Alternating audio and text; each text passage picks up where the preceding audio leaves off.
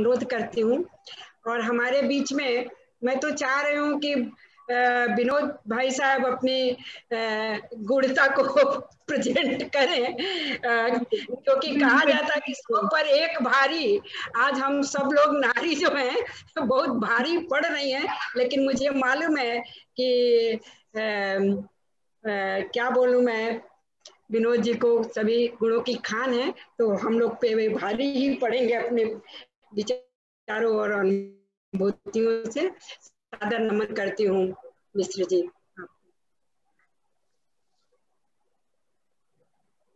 आप म्यूटेड हैं विनोद जी, अनम्यूट कर ले, अनम्यूट कर ले जी।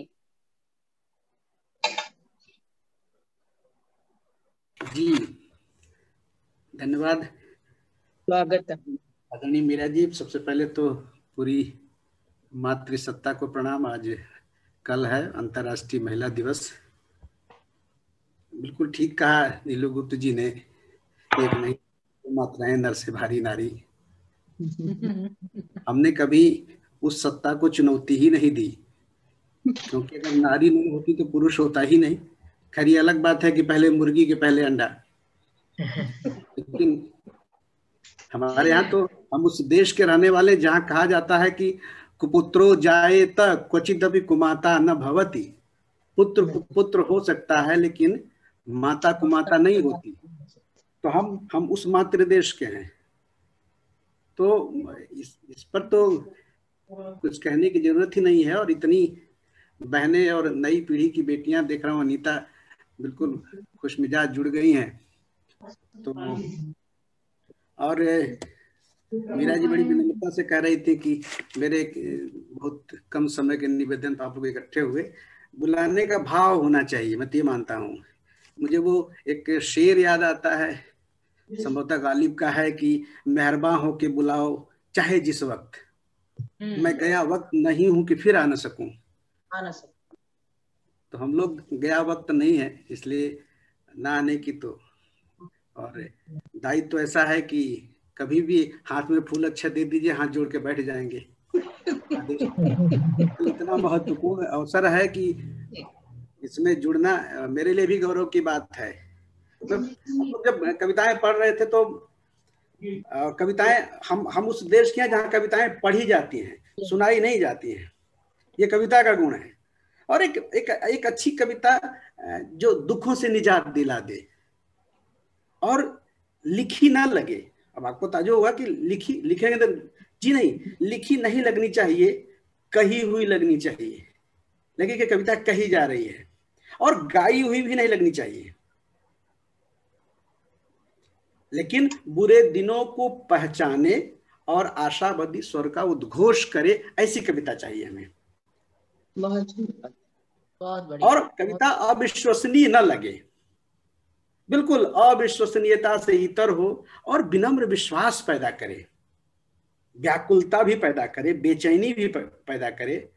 और कविता के प्रत्येक शब्द में आग की अनुभूति हो। कहा जाता है कि आग के नीचे नमी महसूस होती है, इस कदर तेरी कमी महसूस होती है। तो हम क्या बात, जहां आग के नीचे हम नमी महसूस करते हैं, तो कविता का जो प्रत्येक शब्द हो वो आग में बदल जाए, किंतु घर न जले, ठंडक दे। वाह। आग हो लेकिन धुआं न हो। हमारे तो कहा जाता है यत्र यत्र वहनी तत्र तत्र धूमः, लेकिन नहीं, आग हो लेकिन उसमें धुआं न हो, क्योंकि धुएं से घुटन होती है और घुटन हमें बर्दाश्त नहीं। और आज हम सूचना और ज्ञान के मुहाने पर खड़े हैं, और ऐसे संसार में हैं, और ऐसे संसार में कविता से भी हम कुछ नएपन की मांग करते हैं। बिल्कुल अब वो दौर खत्म हो गया कि अबला जीवन हाय तुम्हारी यही कहानी, आंचल में है दूध और आंखों में पानी। ये दौर खत्म हो गया। लेकिन कहीं मैं बोल रहा था तो किसी ने कहा आपको ऐसा नहीं बोलना चाहिए था। हमने कहा हम उस देश के हैं जहां नाग पंचमी के दिन सांप को दूध पिलाते हैं, लेकिन अगर वो सांप फन उठाता है तो फन कुचलने में विश्वास करते हैं। तो स्त्री भी दोनों रूपों में, वो माँ के रूप में भी हो, लेकिन जरूरत पड़े तो काली का भी रूप धारण करे, क्योंकि सुम निसुम से धरती कभी खाली नहीं हुई है। तो दोनों भूमिकाओं में आपको सशक्त रहना है। कुछ 1-2 मिनट बोल लूं मीरा जी, क्योंकि आप लोगों का दिन है आज। बोलिए बोलिए। आपका दिन है, लेकिन आप सबके प्रतिनिधित्व करते हुए पुरुष वर्ग के प्रेजेंट है, तो आप तो पूरे समय के लिए आपके लिए समय है। और भारत तो ऐसा देश है मीरा जी कि हमारे यहाँ तो अर्धनारीश्वर की कल्पना की गई कि शिव पार्वती के बिना अधूरे हैं।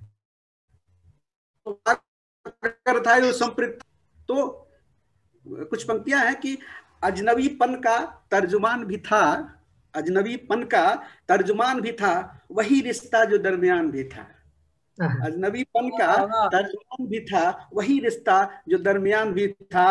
बदनसीबी ही मेरे साथ रही, बदनसीबी ही मेरे साथ रही, खुश नसीबी का परगुमान भी था, खुश नसीबी का परगुमान भी था। उठ गया साया जब बुजुर्गों का, उठ गया जब साया बुजुर्गों का, तब लगा सर पे आसमान भी था, तब लगा। क्या बात, फिर से पढ़िए। बहुत सुंदर। उठ गया साया जब बुजुर्गों का, उठ गया साया जब बुजुर्गों का, तब लगा सर पे आसमान भी था।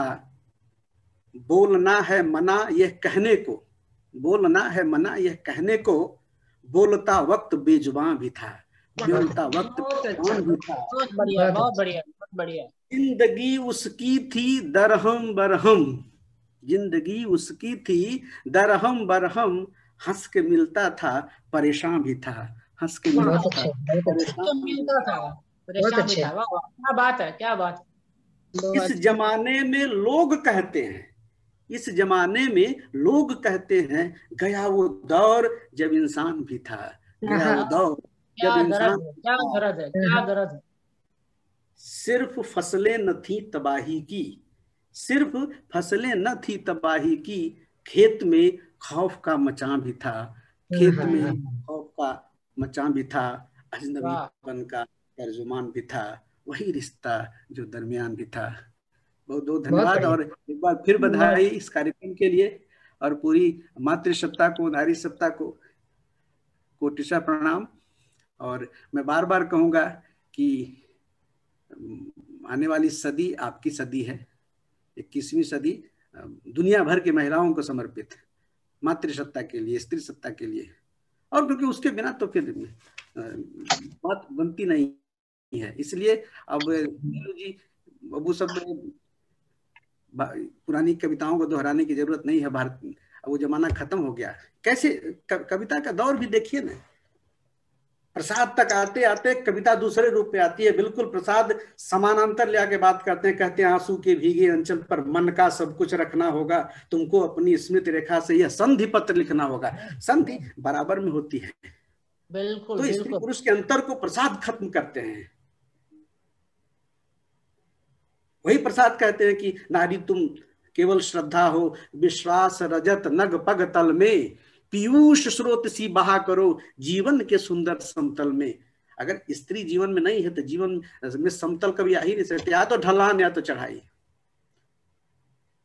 तो तमाम ऐसी चीजें हैं जहां आप बड़ी हैं, बड़ी थी और बड़ी रहेंगी। और हमारे लिए तो हर दिन महिला दिवस है, और मैं ऐसे सचिवालय में काम करता हूं जहां 99.99% महिलाएं हैं। फिर भी आप सबके एक ही प्रतिनिधित्व करते हैं। और कृष्ण का नाम तो मैं नहीं लेना चाहूंगी, अकेले कृष्ण सभी गोपियों पर भारी थे, तो 9 महिलाएं तो कम है मुझे लग रहा है। चलिए भैया, सादर नमन। आपने संस्कृत और गजल तक की सफर इतने कम शब्दों में गागर में सागर भर दिया। सादर नमन आपको और आपकी अभिव्यक्ति को। हमारे बीच में अमेरिका से सुषमा चौबे जी जुड़ गई हैं, और एक बात के लिए मैं हरदम अनुरोध करूंगी कि हम अपनी कविता अगर सुनाएंगे तो यहाँ सभी प्रबुद्ध लोग बैठे हुए हैं जो कि आपके भावों को बड़ी गहराई से ग्रहण करेंगे, और समय सीमा में भी हम लोग का काम संपन्न हो जाएगा। तो इसलिए सुषमा जी को मैं आमंत्रित करती हूँ, जो अमेरिका से हमारी युवा कवियत्री हैं, फिलाडेल्फिया से ही हैं वो, और मैं उन्हें आमंत्रित करती हूँ मंच पर। सुषमा जी। नमस्कार सभी को। हमने सोचा था आज हम बस श्रोता बन के आ रहे हैं, क्योंकि मुझे बहुत मन था सबकी कविताओं को सुनने का। मैं उस तरह से तैयार नहीं थी, लेकिन बहुत अच्छा लगा सबकी कविता अभी तक सुन के। और नारी और नर जो बातें हुई वो बिल्कुल हम भी यही, नारी नर पे भारी मतलब हमेशा ही होता है। और ये हम आज आप लोगों को ही अवसर ये यूज करेंगे, प्रयोग करेंगे आप लोगों के सुनने की अच्छी अच्छी कविताएं। और अभी हम